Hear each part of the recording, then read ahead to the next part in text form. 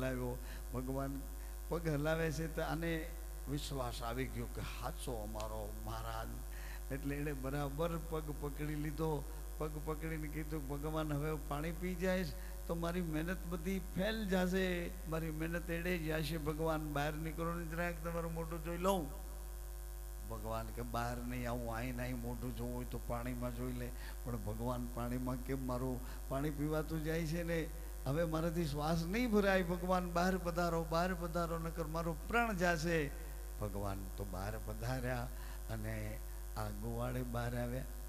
બહાર આવીને એને જોયું ભગવાન શંખ ચક્ર ગદા પદ્મધારી એવડા મોટા વિષ્ણુ ભગવાન. એટલે ગોવાળ તો ફરતા આટા મારીને જોવે. પછી ધીરેકથી એને પૂછ્યું કે હાસુ બોલ ભગવાન છો કે ભૂત છો? બોરડીમાં ભૂત પ્રેત હોય એવો આવડો મોટો ભગવાન ન હોય, હાસુ બોલ ને તું કોણ છો? ભગવાન કે ભાઈ હું ભગવાન છું, મને બધા ભગવાન કહે છે, વિષ્ણુ ભગવાન છે ને એ મને કહે છે. તો કે વાત સાચી, પણ અમારા ગામના મહારાજે તને જોયો, મેં કોઈથી જોયો મેં તો આજ પહેલી વખત જોયો છે. એટલે ભગવાન કે તો ભાઈ હવે હું જાઉં પાછો? તો કે એમ નહીં માંડ બહાર આવ્યા છો, પાછા વૈયા જાઓ તો કેવી રીતે હું બહાર લઈ આવું? એક કામ કરો ને ભગવાન, મારા ગામના મહારાજને બોલાવી આવું. આવું તમે ઉભા રહ્યો ને ભગવાન. હા ભગવાન કે જ્યાં ભાઈ તારા હાટું બહાર નીકળો એટલે તારા મહારાજને બોલાવી આવે, મહારાજને બોલાવી આવ જા. તો કે એમ નહીં ભગવાન, પાછા તમે ક્યાંક પાણીમાં ઉતરી જાઓ તો એક કામ કરો ભગવાન, આ બોરડીના થડ પાસે ઉભા રહ્યો ને. બોરડીની થડ પાસે બાવડું પકડીને ભગવાનને ઊભા રાખ્યા. પોતાની ખેહડી હતી પછેડી લઈને 2 આટા દીધા ને પાછળ 2 ગાંઠો વાળી અને પાછું લાકડી લઈને કહેતો જાય કે જો પાછો છટકીને ભાગી જતો ને નકર માંડ બહાર નીકળજો, પછી હવે તારી પાસે પાછળ ગોતવા નહીં. ભગવાન હસે છે. ગોવાળ દોડીને આવે ગોર મહારાજને ન્યા. હજી ગોર બાપા બિચારા રસોડામાં ચા લઈને હાથમાં આમ પીવા જ ગયા તા તો બૂમ પડી, મહારાજ હે મહારાજ, એ તમારો ઓલો ભગવાન બહાર નીકળ્યું છે મહારાજ. એ ગોર બાપાને ખબર હતી કે ન્યા કઈ ભગવાન હતો નહીં, તો મારે આનાથી છૂટવા હાટ મેં આવો. એટલે કે મહારાજ ભગવાન નીકળ્યું છે, હું એનું ઓળખતો નથી, તમે બહાર તો હાલો. એટલે ગોર બાપાની ખાતરી થઈ. ગોરાને કીધું મને હવે હાથ પકડીને પાણીમાં ઉતારવાનો છે, બોયડીના મૂળિયામાં લઈ જવાનો છે. ક્યાં તારો ભગવાન છે? આમ કરીને મને મારવાનો છે. એ મહારાજ કે હવે ઉઘાડો છું દરવાજો કે આવડી દિવાલ ઠેકીને આવું? દરવાજો ઉઘાડો. કેમ ભાઈ? અરે કેમ શું? ઓલું તમારો ભગવાન બહાર નીકળ્યો છે. બાવડું પકડી અને ગોર દાદાને ખેંચતા એ નદીને કાંઠે બોરડીના થડની હારે બાંધેલા ભગવાનને જોયા. તા તો ગોર બાપા ભગવાનને પગે લાગતા પહેલા આને પગે લાગે છે. માલધારી પગે લાગીને કે તું મારો ગુરુ, મેં કોઈ દી જોયો નતો, તે મને દેખાડો. એ પેલો ગોવાળ કે મહારાજ અમને પાપમાં ક્યાં નાખો તમે? અમારા ગુરુ, અમને ક્યાં ખબર હતી કે અહીં આવડો હરીએ તમારો? શું કહેવાય હે ઉઘરાણી વાળો? શું કહેવાય એને? શ્વાસા ઉઘરાણી કરે, રોજ શ્વાસા ખાઈ જાય આપણા. 21,600 ખાઈ જાય તો એક દી રહેવા દે આ શરીરમાં.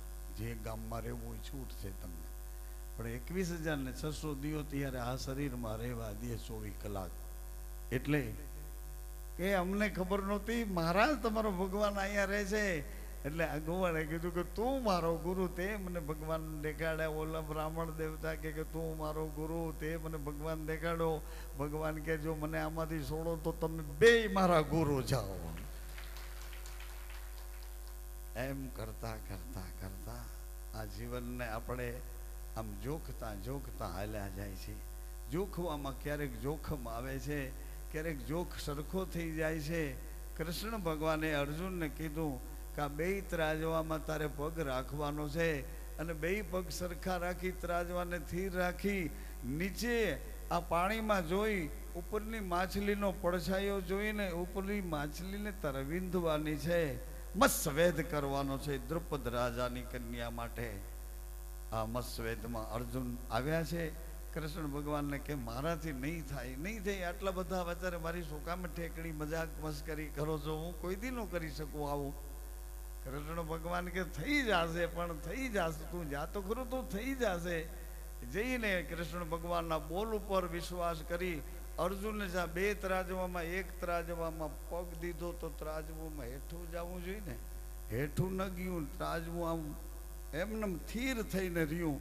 એટલે અર્જુનને ખબર પડી ગઈ કે આવી ગયો, આવી ગયો, આવી ગયો. હવે બીજા ત્રાજવામાં પગ મૂકવાની જરૂર નથી, એક ત્રાજવામાં આવ્યો છે તો બીજું ત્રાજવું પણ એને ઘેરે જ રાખશે. બે ત્રાજવામાં પગ દીધો. એમ પરમાત્મા આવે છે, મારા તમારા કામ કરીને નીકળી જાય છે, પણ પાછો ભરોસો આપણને વ્યાજબી ભાવે નથી થતો. જેના તેના સંગમાં આ વિશ્વાસ આપણે ગુમાવી દઈએ છીએ.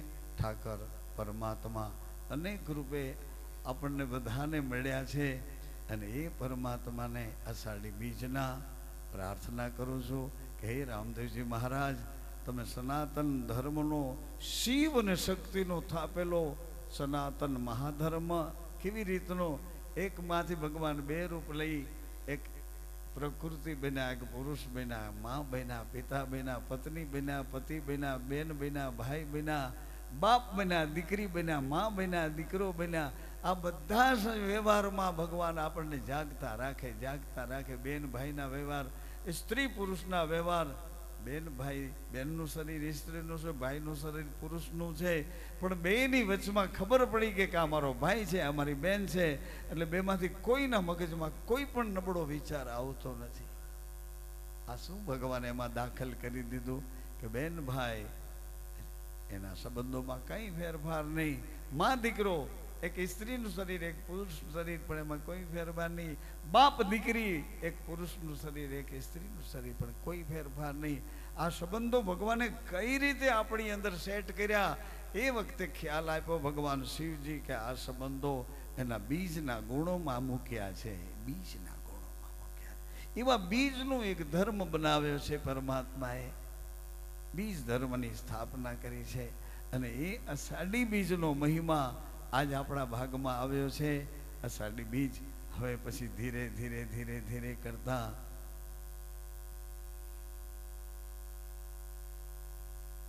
એક બીજ આવશે, ભાઈ બીજ બનીને આવશે, એક મહા બીજ બનીને આવશે. એનો મહિમા છે, ધર્મનો મહિમા છે, બીજ ધર્મનો મહિમા. આખી સૃષ્ટિ જગતમાં જેટલા જીવો માત્ર છે બધા બીજમાંથી જ પ્રગટ થયા છે. બીજમાંથી જલમાં રહેતા હોય તો નર માદા પતિ પત્ની, પૃથ્વી પર રહેતા હોય નર માદા પતિ પત્ની, આકાશમાં ઉડતા હોય નર માદા પતિ પત્ની, પાતાળમાં રહેતા હોય નર માદા પતિ પત્ની, સૂક્ષ્મ થઈને રહેતા હોય નર માદા પતિ પત્ની. ઉત્પત્તિનું કારણ બીજ ધર્મનો મહિમા. એ બીજ ધર્મનો મહિમા, એની રહેણી, એના ગુણ ધર્મ, એના રીત રિવાજ, એ બધા રામદેવજી મહારાજ ક્યાં છે હતા, અહીંયાથી લઈને આપણને ઝૂંપડે ઝૂંપડે જ્યોત કરીને ભગવાને મહિમા બતાવે. ઘેર ઘેર એ હાલો મંદિરમાં આપણને નો આવવા દઈએ તો કશો વાંધો નહીં, એ આપણે ઝૂંપડે ભગવાનને તેડાવીએ, આપણે ઝૂંપડે વાયક દઈએ, અને ઝૂંપડામાં બાજટ ઉપર અંચોળો રાખી અને એ સાધુએ વિશ્વાસની જ્યોત પ્રગટ કરી. ઊભી જ્યોત રાખી તો કીધું કે આ શિવની છે, આડી વાટ રાખી તો કીધું કે આ શક્તિ, આ માની વાટ છે. મામાં રહેવાવાળો પ્રકાશ પણ એ છે, પિતામાં રહેવાવાળો પ્રકાશ પણ એ છે. આનો એક ધર્મ બનાવ્યો કે માતા અને પિતાને એક પરમાત્માનો આનંદ લેવો હોય તો કઈ રીતે લઈ શકે, એનો ધર્મ બનાવ્યો. માની વફાદારી, પુરુષની જવાબદારી, એની માથે નિયંત્રણ ગુરુનું રાખ્યું.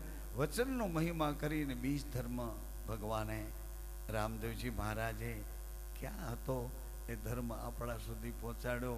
આ કળજુગમાં કોઈ વાટ ન મળે, અને એ વખતે રામદેવજી મહારાજની જ્યોતનો મહિમા એ સાધુએ સમજાવ્યો કે રામદેવજી મહારાજની આ જ્યોત છે, અષાઢી બીજની આ જ્યોત છે, અને એ જ્યોત પ્રગટાવી પતિ ને પત્ની એ બીજ ધર્મની રહેણી પાડશો. તમારા રામદેવજી મહારાજ એવડા બધા કામ તો કરે છે, પણ તમારા પતિ ને પત્નીના સંસારમાં કોઈથી ભગવાન કલેશ નહીં આવવા દે. પતિને પત્ની તરફ શંકા નહીં થવા દે, પત્નીને પોતાના પતિ તરફ વેમ નહીં થવા દે, કલેશ નામ કાઢી નાખશે. અને એવું જીવન તમે તો જીવતા થઈ જશો, પણ તમારા કુટુંબને, તમારા વારસદારોને, તમારી પેઢીઓને આ રસ્તો મળી જશે. લોહીણે કીધું લાખાને કે હે લાખા, તારી 71 પેઢી તારી દે. આવો ગુરુનો મહિમા છે, આવો ધર્મનો મહિમા છે, આવો આ બીજ ધર્મનો મહિમા છે. એક જ લીટી કહીશ. ઓ જીરે લાખા બીજ રે ધર્મ એનો એવો મહિમા મોટો.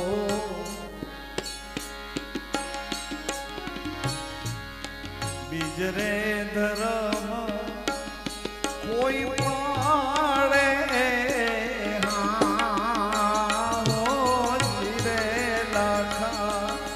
એને મારા સદગુરુ આવી 84 છોડાવે.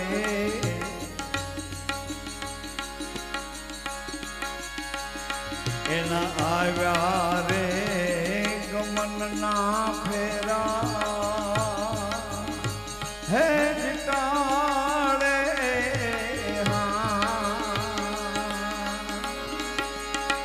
એ જીરે લાખા સતીનો ધર્મ તમારા સમજામાં નાવે. માનો ધર્મ, ધર્મ માએ સ્વીકારો, માએ ધર્મ પાડ્યો. પણ કેવી રીતે? પોતાના પતિના સ્વભાવને સાચવે અને પોતાના પતિના પડછાયા પોતાના પુત્રને આ સ્વભાવને સાચવે. અરે ઓ જીરે લાખા સતીનો ધર્મ તમારા સમજાવા નાવે. મર જીવા બને તે મોજ માણે.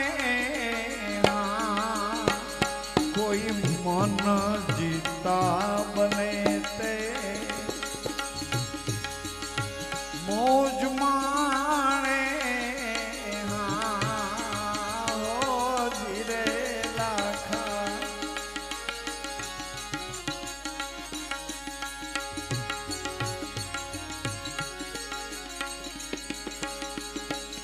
મોટા મોટા ઋષિ મુનિ તારે મંદરીએ પધાર્યા. કેવા? આંખોના દેવતા, કાનના દેવતા, વાણીના દેવતા, સૂર્ય ચંદ્ર નાડીના દેવતા, નાભીના દેવતા. અરે આ બધા કોના થકી આવ્યા છે? એક વિશ્વાસનો શ્વાસ મારી અંદર આવ્યો, તમારી મારી આપણી અંદર આવ્યો. એક શ્વાસ, એની સેવા કરવા માટે આ શરીરમાં બધા દેવતાઓ આવ્યા.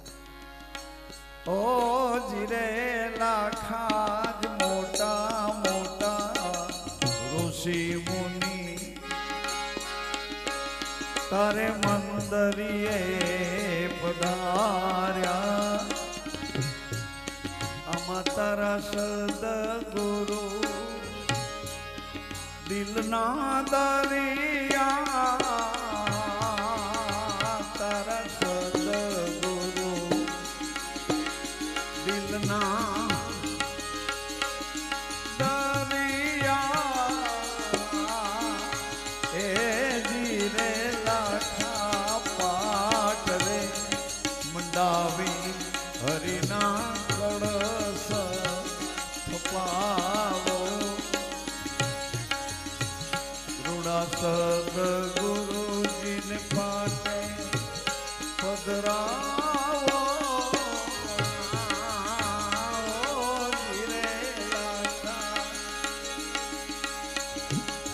ચરણ ધોઈ ગુરુજીના ચરણામૃત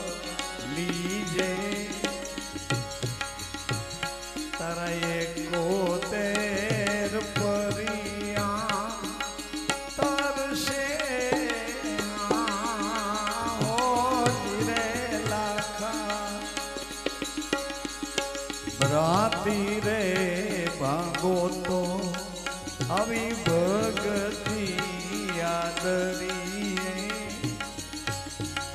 એ લાખા હું સ્ત્રી છું તમે પુરુષ છો બ્રાતી રે ભાગો તો એવી ભગતિ આદરી મહિલાના પ્રપંચ પર હરિએ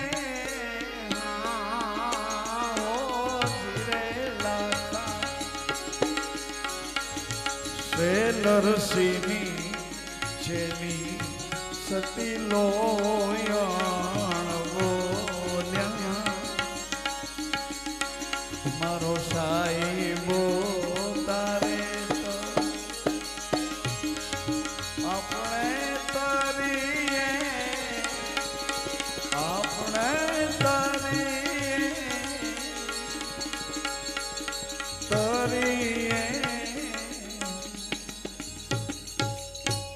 અષાઢી બીજનો આવો રૂડો મહિમા છે અષાઢી બીજ વરસવું ઝીલવું ઉગવું ફેલાવું વળી ફૂલ લાગવા વળી ફળ લાગવા અને એ બધું પરમાર્થને માટે સમર્પણ કરી દેવું આવો પરમાત્માનો ભગવાનનો મહિમા છે સૌને જય સીતારામ